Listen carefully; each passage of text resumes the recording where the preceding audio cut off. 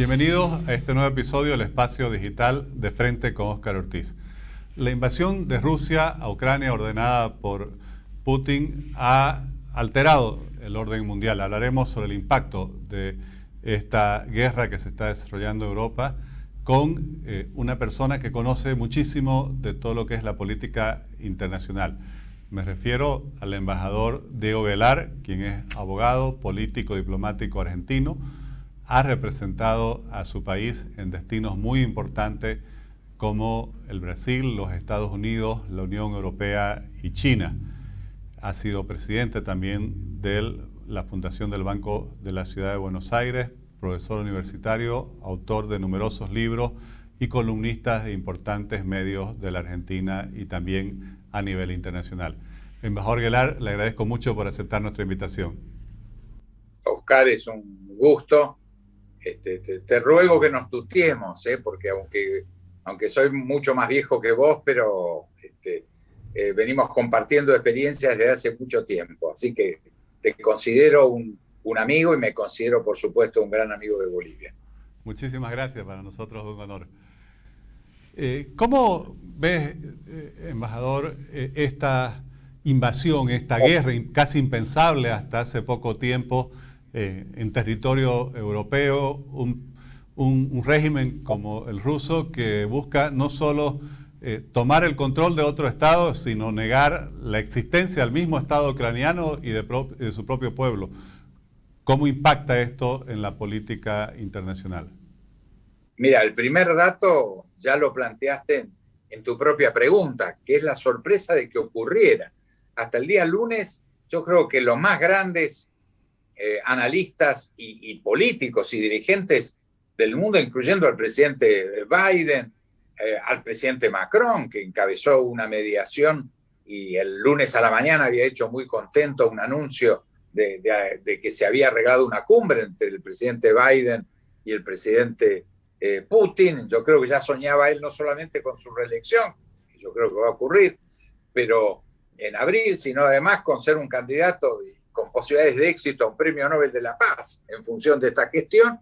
Y el lunes a la noche nos clavó a todos la sorpresa, incluyéndome, yo como mosquito, y reconociendo en Biden o en Macron elefantes, pero que lo que lógicamente tenía que ocurrir, que era una mesa de negociación, aunque fuese a presión planteada por Putin, quien reivindicó varias veces que hacía 22 años que venía planteando que la OTAN, como se construyó después de la Segunda Guerra Mundial, no tenía razón de ser. Su esquema de defensa tenía que ver con la existencia del Pacto de Varsovia, es decir, los países satélites de Europa Central, conducidos e intervenidos, por supuesto, por la Unión Soviética, que se había terminado en 1991, esa Tercera Guerra Mundial, que ya ocurrió, que fue la Guerra Fría, y que por lo tanto había que replantearse todo el sistema de defensa, y que él no era la Unión Soviética, era una nueva Rusia. En parte, yo diría que hasta tenía razón en su reclamo. Lo que pasa es que él no dio suficientes gestos también, y esto lo demuestra, de confianza para que se desmontara o se modificara la OTAN. Pero la verdad es que yo creo que el mundo estaba preparado para una negociación y no para que desatara la guerra como la desató, es decir, una sorpresa total, muy en la metodología del siglo XX, no del siglo XXI. En el siglo XXI habíamos ya percibido tres nuevos fenómenos. La guerra contra el terrorismo internacional, que ya no es de países, sino de grupos, y que con poco presupuesto pueden causar mucho daño. El fenómeno medioambiental, como una prioridad que no existía en el siglo XX ni remotamente, y la pandemia, el último fenómeno sanitario a través de un virus que alteró la vida del planeta. Esto, decididamente, este episodio no lo esperábamos. Y ocurrió. Y creo que es muy lamentable que haya ocurrido, y efectivamente tiende a ser un elemento que, si no se corrige, además de hacernos marchar para atrás, altera todos los sistemas de relación geopolíticos del planeta. Ahora, si ese era el argumento de Putin, todo indica que está consiguiendo exactamente lo contrario, porque creo que hoy la OTAN está más vigente que nunca con la reacción que ha habido de los países europeos, de los Estados Unidos, y más bien todos van a sentir que la necesitan, quizás más de lo que lo sentían hace una semana frente a esta agresión rusa. ¿Cómo ve la reacción europea? Parecía también impensable todas las medidas que está tomando la Unión Europea, incluso llegando a financiar, comprar y entregar armas para la resistencia ucraniana. Claro, yo creo que después de 48 horas, que recordarás que el propio presidente Zelensky hizo ese discurso de me dejaron solo, martes, miércoles de la semana pasada, hubo sorpresa, pero la sorpresa fue producto que efectivamente nadie creyó que se iba a desatar el conflicto como se desató, pese a que había informes de inteligencia que venían siendo publicados, que todo indicaba que era inminente la invasión, pero también existía las declaraciones de Putin que decía de ninguna forma estoy pensando en una invasión, ¿no? Entonces, en este contexto, las reacciones después de las primeras 48 horas de sorpresa empezaron a transformarse en una sorpresa extraordinaria del siglo XXI. Cuando uno habla de Finlandia, Suecia, Suiza, países históricamente desde el siglo XIX absolutamente neutrales, amenazados por Putin y sin embargo se comprometieron abiertamente. Yo creo que esto es un hecho inédito que habla muy bien de este siglo XXI, que tiene una vocación de paz y lo está acreditando, no es una intencionalidad.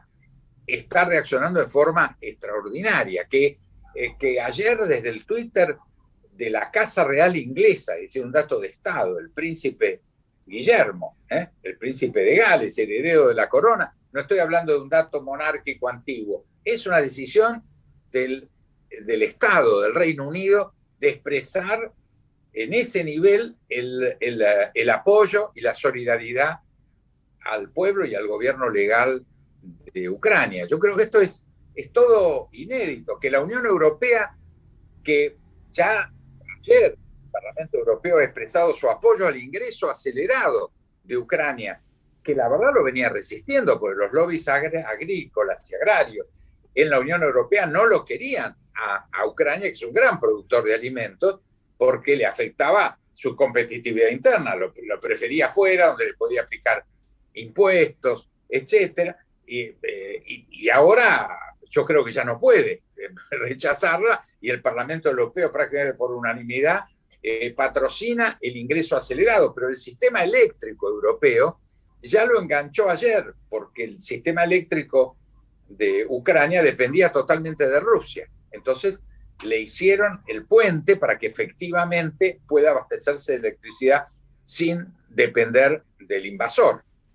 Yo creo que las muestras de solidaridad, ya hay una competencia por quién es más solidarios. En el caso de la región americana, lo hemos visto en la OEA, Argentina y Uruguay, que se habían abstenido, todavía Brasil se abstiene. Yo estoy seguro que en los próximos días vamos a ver un Brasil que va a cambiar su posición. Argentina lo cambió el lunes pasado en Ginebra, a través de la expresa manifestación de nuestro ministro de Relaciones Extranjeras en el Consejo de Derechos Humanos en Ginebra, que preside Argentina, y fue claro en la condena a la invasión después de una semana de dudas y confusiones, etc.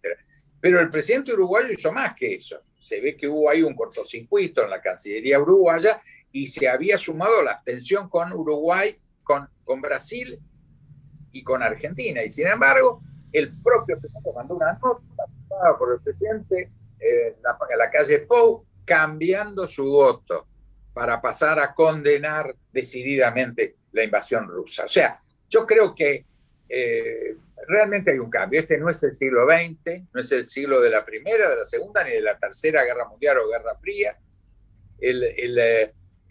Realmente la condena que ha tenido es inmensamente mayoritaria. Y en esto una frase muy importante, tengo que incluir a China. China no es socio en esta aventura de Putin, al contrario, creo que ha dañado una alianza que venía creciendo, amparada por una política que funda el presidente Trump de identificar a Rusia y a China asociados y como enemigos de Estados Unidos. Esto es una novedad. Hasta Trump hubo un manejo, aunque fuese con tensiones, pero de socios, no de enemigos. La definición de Trump fue muy contundente, no está demasiado cambiada por la actual administración, pero ahí comienza esta consolidación de una nueva alianza que la verdad no existía. No es un bloque, ni remotamente, y ahora menos. Yo leí con mucho cuidado y recomiendo la lectura del comunicado oficial del Ministerio de Relaciones Exteriores chino. Como sabes, yo fui 4 años embajador de la República Argentina en China. El comunicado firmado por el canciller Wang Yi es muy claro. Dice que en la esencia de este conflicto es la preservación de la integridad territorial de Ucrania, tal como lo plantea la Carta de Naciones Unidas. No hay ninguna duda que Rusia ha violado este principio. Por lo tanto, de ninguna manera China es hoy un socio. Va claramente, esto repercute hasta en las transacciones financieras. China utiliza el sistema SWIFT. Yo me acuerdo que tenía que mandar, cuando estaba en China, algún dinero a mis hijos, etcétera, y era un SWIFT. Usaba el SWIFT con un código, de ahí iba una transferencia al Banco de la Nación Argentina en Nueva York y de ahí a Buenos Aires. Ese sistema está interrumpido y lo está captando China. Es decir, en esto está sola en esta aventura. Está acompañada por Nicolás Maduro, que ha sido, creo, el único que ha expresado una adhesión o un apoyo a una medida tan descabellada e irracional como la que estamos viendo. Pero yo creo que esto marca con mucha claridad, más allá desgraciadamente, de las víctimas que haya en territorio ucraniano, ya hay más de 800.000, 900.000 personas que han tenido que huir de Ucrania, pero más allá del dolor de esta situación, yo estoy convencido que esta guerra está perdida por parte de Rusia. Me interesa mucho su conocimiento y su análisis sobre China, porque muchos pensaban que por las tensiones sobre el tema de Taiwán, China podría dar un cierto apoyo a Rusia para generar alguna situación similar posteriormente. Usted claramente tiene una mirada distinta y nos ilustra con el análisis que hace de la posición china, con el conocimiento directo que ha tenido como embajador ante esa nación. Si me permitís, te doy una precisión respecto de esto. Es exactamente por ese motivo en el cual no se pueden solidarizar. Desata este conflicto el presidente Putin cuando reconoce la declaración de la autodeclaración de independencia de las dos provincias que están dentro de Ucrania. Ese hecho no lo puede avalar nunca China, porque la relación con Taiwán se basa en un acuerdo. Después de todos los pasos, voy al último, el acuerdo de 1992, que fue consensuado con Estados Unidos también, por el cual se reconoce que hay una sola nación, aunque haya dos sistemas, pero que hay una sola nación. Entonces, esto es fundamental para China, por lo tanto, hacer un reconocimiento que alguien puede, dentro de un Estado, unilateralmente reconocer la soberanía y que esto puede ser reconocido por otros países, esto es un principio, es una regla de oro en China. Eso se le suma una tensa situación que tiene en Xinjiang, en el oeste, en el noroeste, donde hay una mayoría musulmana y hay problemas también de separatismo, Tibet, la dura situación que tiene en Hong Kong. Es decir, de ninguna forma puede avalar China esta metodología de acción. Esto de ninguna forma ni lo está avalando, ni lo va a avalar, por supuesto, en el estilo chino. No esperemos una condena expresa, eso me sorprendería, pero no tengo la menor duda que no apoyó, que no tenía información. Les doy el mejor dato anecdótico. Hay 6.000 ciudadanos chinos que quedaron atrapados en Ucrania, que no hubo ningún dispositivo para sacarlos, como empezó a haber de otros países, incluyendo Argentina, que tuvo que desplazar al 100 y pico de argentinos que estaban en Ucrania, y creo que la gran mayoría pudo salir a tiempo. China no tuvo información siquiera de su supuesto aliado de que esto iba a ocurrir. Entonces los 6.000 ahí están varados en Ucrania, con gran preocupación humanitaria, por supuesto, de China, que no le causa ninguna gracia. Entonces, en esto olvidémonos del bloque ruso, del bloque ruso-chino. No existe y por esta vía no va a existir. Y creo que en esto es unánime América, no importa lo que diga Venezuela, y estoy seguro que Brasil va a girar su posición, porque hoy toda la oposición, su propio vicepresidente, la mayoría de los medios y la población brasileña tienen claro que tenemos que ver con el pueblo agredido, que es el pueblo ucraniano. Por lo tanto, yo no tengo la menor duda que esto se va a unificar toda América, toda Europa, Australia, Japón se ha manifestado en contra. La propia Turquía, que se suponía un muy sólido aliado de Putin, ha cerrado el Bósforo. Es decir, yo creo que esto es apabullante en el sentido de marcar esta vocación universal, porque en el siglo XXI no se repita el siglo XX. Y es que si se reconociera este precedente o se admitiera o tolerara, obviamente existen muchísimos otros casos donde hay minorías étnicas o por la vía de la lengua que están del otro lado de una frontera, y en el mundo entero podrían generarse conflictos sin fin que desordenarían todo lo que conocemos el mundo moderno. Discúlpame, en Europa, indudablemente Ucrania cada día es más Europa y ahora va a ser Europa, no tengo la menor duda, estos conflictos están en todos los países. Nosotros lo sabemos bien, los hemos venido siguiendo. El tema catalán, el tema vasco en España, todo el problema de las autonomías de distintas naciones que constituyen el reino de España, en Inglaterra, entre escoceses, galeses, irlandeses.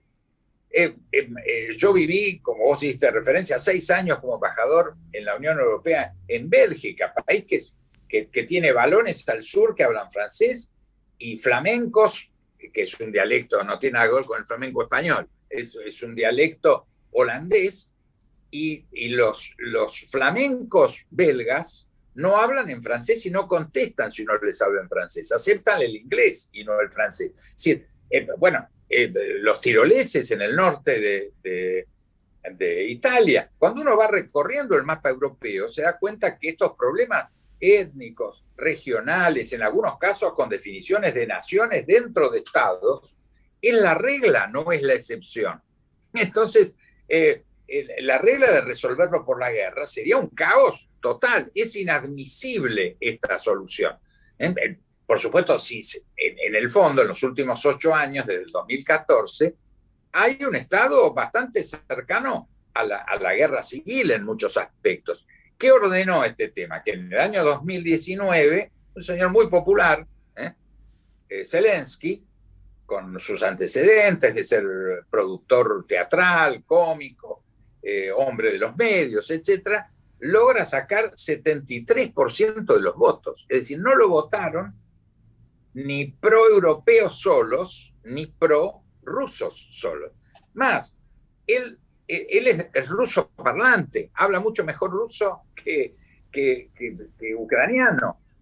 Entonces, esta realidad que la democracia dejó sentado, marcaba que con el proceso de complejidad propio de toda Europa, estas comunidades debían encontrar el camino para convivir con un sistema más federal, con más autonomías, con reconocimientos de idiomas, etcétera, de comidas locales, de costumbres.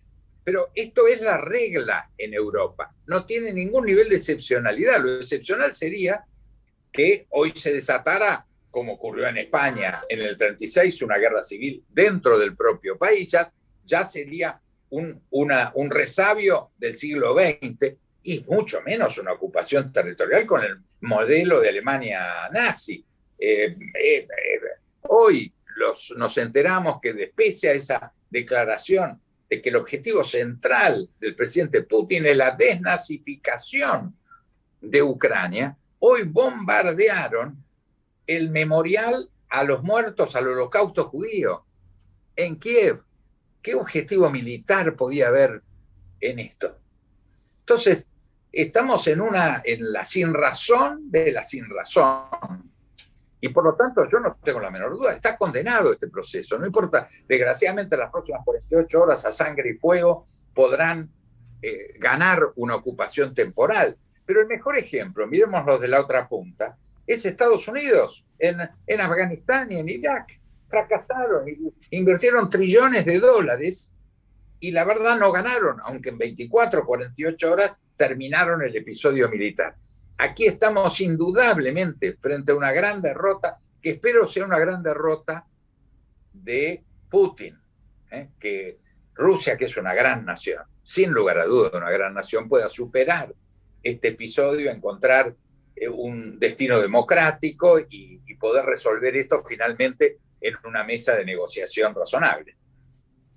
Con el conocimiento que usted tiene, por su experiencia como embajador ante la Unión Europea, ¿cómo redefine esto de Europa, que nace en su unión como un espacio principalmente económico y comercial, que había países que hace pocos días, como Alemania, enviaron 5.000 cascos como aporte y hoy de pronto dicen que van a potenciar su ejército, algo que hasta era un tema tabú en los últimos 70 años, y van a destinar el 2% de su BIP, lo cual es un monto muy importante todos los años a su seguridad. ¿Cómo redefine esto a toda Europa?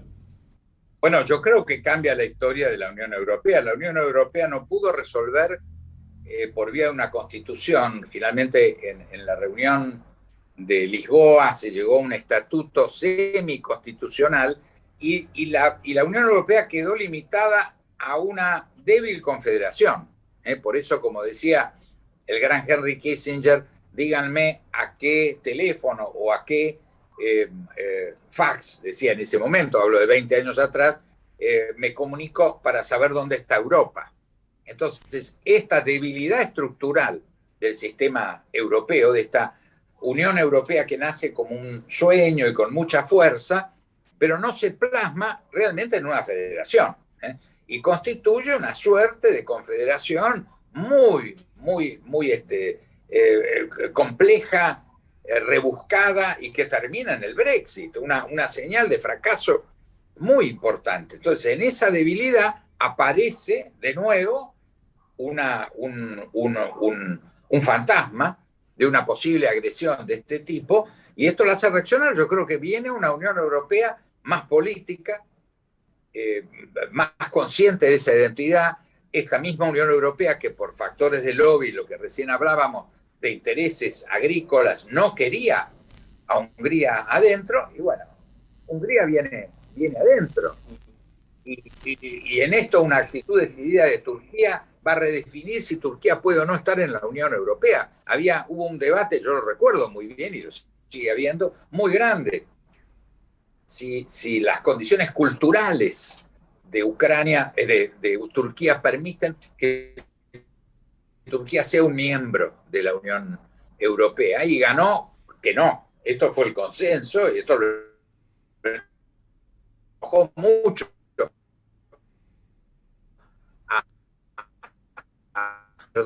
Yo creo que esto va a ser un pasaporte para que se redefina la posibilidad que Turquía sea miembro de la Unión Europea. Creo que acá se reabrió un debate sobre la identidad europea apasionante, o sea, al margen del dolor, de los costos materiales y humanos que la guerra produzca.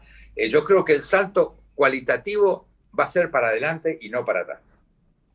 Y para finalizar, quisiera consultarle, también usted ha sido embajador ante los Estados Unidos, ¿cómo ve la reacción de los Estados Unidos frente a esta guerra, a esta invasión, después de un momento complejo con esa transición tan traumática, después de la toma del Capitolio, el aislacionismo del expresidente Trump, lo que se veía como una debilidad del actual presidente Biden después de esa desastrosa retirada de Afganistán? Hemos visto otra actitud y un discurso sobre el Estado de la Unión en otros términos. ¿Cómo lo ve usted? Sí, yo creo que el presidente Biden, a quien conocí bien en mis 2 mandatos como embajador argentino en Washington, él era el presidente de la Comisión de Relaciones Exteriores del Senado. Yo hacía como embajador mucho Capitolio, me parecía que era una experiencia apasionante, muy útil para Argentina un relacionamiento especialmente con las comisiones de Relaciones Exteriores del Senado y de la Cámara de Representantes, así que tuve mucha oportunidad de tener interacción con el hoy presidente Biden. Y no tengo la menor duda que él le toca presidir un país con una grieta muy profunda. La situación que deja el presidente Trump es una situación muy difícil, él agrietó, dividió a la familia americana en una forma muy grave. Yo tengo una posición acá muy negativa del mandato del presidente Trump en lo internacional y en esta profunda grieta. Yo tengo muchos amigos en Estados Unidos y lo he visto como cuestiones familiares, familias rotas por un enfrentamiento, un agrietamiento que me recuerda mucho a lo que pasa en la Argentina en muchos aspectos. Entonces, esto es un factor de debilidad. Él ganó por un margen muy chico. Él es un hombre de grandes consensos. Ayer, para mí, lo más importante del Estado de la Unión fue cuando él dijo: en este año, con todas las dificultades que tenemos, hemos sacado 80 leyes con consenso absoluto de los dos partidos. O sea, él está trabajando extraordinariamente en desmontar la grieta, en darle de nuevo unidad a la nación americana, que la perdió durante Trump. Aunque él hablara de la prioridad America First, destruyó la unidad americana hacia adentro y hacia afuera.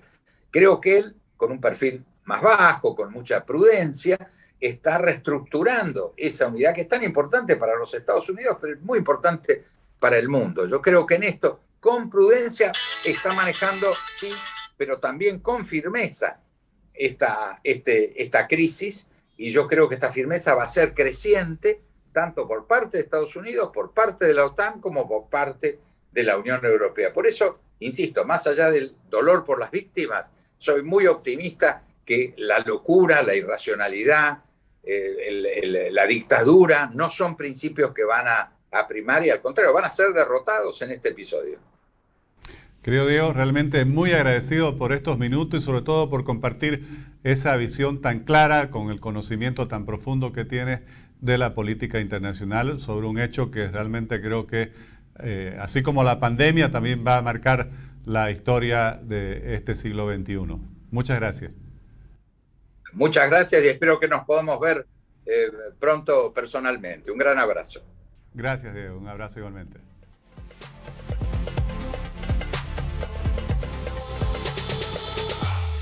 El análisis del embajador Diego Aguilar, como ustedes han visto, con una inmensa experiencia internacional y un análisis muy profundo, es muy claro. Rusia ha perdido ya esta guerra, por más que, haciendo uso de todas sus armas y su poderío militar, logre quizás conquistar, ocupar temporalmente una parte del territorio ucraniano. Está claro que la reacción que ha provocado ha sido por el contrario de lo que buscaban lograr, la reacción de todas las naciones que buscan vivir con libertad y con democracia. Y estamos viendo actitudes, como destacaba el embajador Aguilar, de países que siempre se habían definido neutrales, como Suiza, como Suecia, incluso Noruega, que están tomando medidas muy claras en contra del gobierno de Rusia. Y aquí yo creo que todos tenemos que expresar nuestra solidaridad con el pueblo ucraniano, que está sufriendo este ataque, que está sufriendo muertes, heridos, refugiados, desplazados, que va a sufrir seguramente tanto en los próximos meses y años para recuperarse de esta agresión, pero que hoy encarnan la lucha por la libertad de todos nosotros en el mundo entero. Así que nuestras oraciones y solidaridad están con ellos, así como también la condena a quienes gobiernan Rusia y están buscando desconocer no solo la existencia de un Estado como Ucrania, sino sobre todo de una nación como el pueblo ucraniano. Les agradezco por habernos acompañado en este nuevo episodio del Espacio Digital de Frente con Óscar Ortiz.